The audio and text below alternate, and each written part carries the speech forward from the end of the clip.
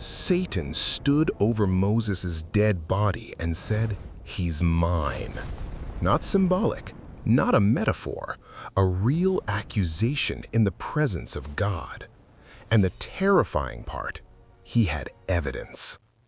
After leading Israel for 40 years, after speaking with God face to face, Moses climbs a mountain, looks at the promised land, and dies. But that's not the strange part. God buried him. No funeral, no witnesses, no grave. Vanished. Why would God hide the body of his greatest prophet? Because something was coming for it. The Bible reveals something shocking in one single verse. A fight broke out, not on earth, but in the spiritual realm, between an archangel and the devil. And they weren't fighting over a kingdom.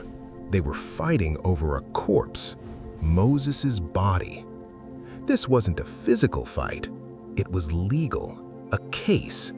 Satan wasn't attacking. He was accusing, like a prosecutor in court. He believed, that body belongs to me. And the scary part? He had evidence. Take it back.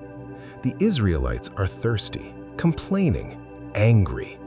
God gives a simple command, speak to the rock. But Moses snaps. Listen, you rebels.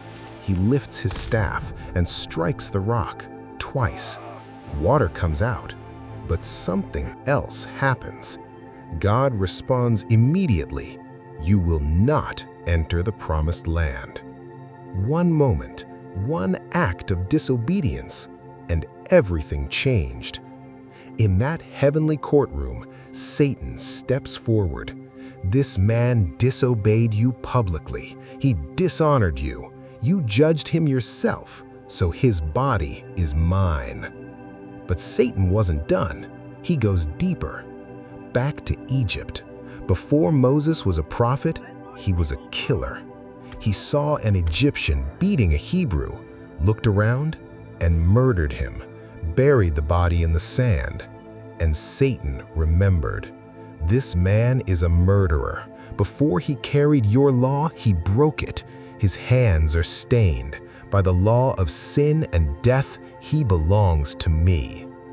And if Satan could build a case like that against Moses, what do you think he's saying about you? Because according to the Bible, he's still doing it right now. Now everything goes silent. All eyes turn to Michael the archangel. This is the moment, the defense, the argument, the counterattack. But what he says shocks everything. No debate, no explanation, no defense. Just 3 words. The Lord rebuke you. That's it. No argument. Because this wasn't about evidence. It was about authority. Satan argued law. Michael invoked God. Because when God speaks, every accusation collapses. And this wasn't the first time. In another moment, Satan stood accusing a high priest covered in sin, filthy, guilty, hopeless. And again, the Lord rebuke you.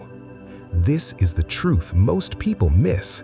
Satan wins arguments, but he loses authority. So what happened? Did Satan win? Did he take the body? Over 1,000 years later, on a mountain, Jesus is transfigured in glory, and standing beside him is Moses, alive, glorified, untouchable. The same man Satan accused stood in the presence of God. Because your past may give the enemy something to say, but God has the final verdict. Be real for a second. What mistake from your past still tries to follow you? Drop it in the comments. Let's expose the lies of the accuser. And if this opened your eyes, subscribe, because there are more hidden battles in the Bible most people never see.